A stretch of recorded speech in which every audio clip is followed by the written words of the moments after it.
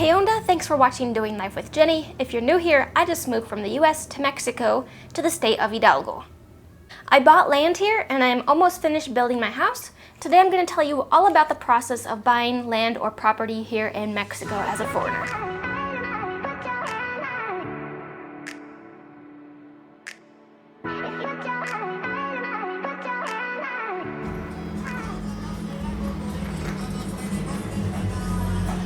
It's so loud every time a car or motorcycle passes by because my apartment is right on the street. There's no front yard or anything separating. So for background information, I am a temporary resident in Mexico. I was not one when I initiated the process, but if I wouldn't have become one at some point along the way, I wouldn't have been able to finish the process. So you do need to be a temporary or permanent resident. Before you watch any more of this video only applies if you are buying land in Mexico that is outside of the restricted zone. The restricted zone is considered 100 kilometers from any international border, so either US-Mexican border or Mexico-Guatemalan border. The restricted zone is also within 50 kilometers of any ocean. Foreigners are not allowed to buy property within the restricted zone.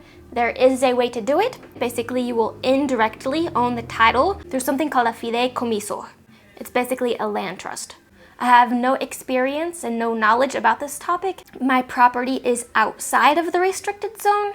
So if you do buy a property within the restricted zone, I don't know that the rest of this video applies to you, so I don't want to waste anybody's time. So step one, you're going to buy the property. Upon buying it, make sure you get a contract. It's called Contrato de Compra-Venta. Contract of buy-sell. Do your research, be careful because there are lots of real estate scams and land disputes in Mexico, but that's not what this video is about. The buy-sell contract is not the final paperwork. That is not your proof that you own that property. What you need is something called escrituras, and it is quite the process. In the US, you go to something called closing, and they have a whole stack of paperwork, and you just sign each page and date it. You show your ID, and you call it a day. In Mexico, you're the one required to submit a lot of the paperwork that in the US was already taken care of for you. The Notary Republic, or the Notaria, is the one that's going to process all of this for you. Whenever you first go to the Notaria, you're going to need to take the following: your ID and whoever sold the property to use ID. The original escrituras, so whoever sold the property to use deed. You're going to need to show that the real estate taxes have been paid. So you're looking for a document called Pago de Impuesto Predial. You need to submit the appraisal, avalúo catastral, and you need to show that you don't owe any money on the property. This is called Certificado de Libertad de Gravamen. And then going back to the whole restricted zone thing, you need approved from the SRE, or the Secretary of Foreign Affairs, called a Convenio de Renuncia para la Adquisición de Bienes Inmuebles Fuera de Zona Restringida. So let me walk you through this part because everything else is going to be pretty straightforward. The office is used to dealing with the rest of this. This might be new for them depending on which area of Mexico you're moving to and if they're accustomed to working with foreigners. You're going to go to this website, which I'll link in the description box below. Here's the email address if you have questions or if you need to make an appointment.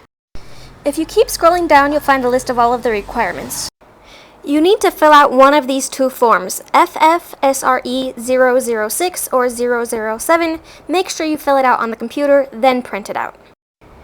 You also need to type up a letter saying that you're a foreigner, explaining that you're buying land, give the address, the measurements of the land, and the coordinates, like the longitude and latitude measurements. You also need to state how you acquired it, in this case probably compra-venta, that we mentioned in the contract earlier, or if you somehow managed to take out a loan, include that information. Then scroll down to the very bottom of the page where it says Procedimiento de Pago. This process costs 4,640 pesos, and let me show you how you pay for it. On the next page, scroll to the bottom and click on Hoja de Ayuda. Print this form out, and then if you go back to the previous page, it gives you all of the information that you need to fill out on this form. You take this form and your money to almost any major bank in Mexico, not Banco Azteca, and you pay, and then you're going to need your originals and 2 photocopies of everything we've mentioned and everything from the website. You may give a lawyer power of attorney to take care of this entire process for you. According to the website, it should take about 5 days for approval. Once you've received approval, you'll submit this along with everything else that I previously mentioned to the Notaria. Then you play the waiting game. It can take several months for everything to be processed.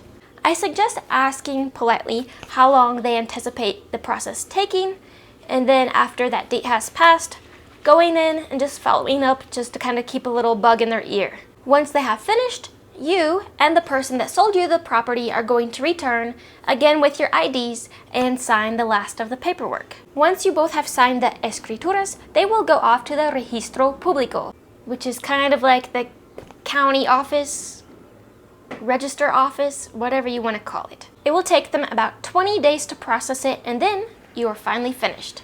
The last thing that I want to point out, again, this will take months, if not up to a year in some cases.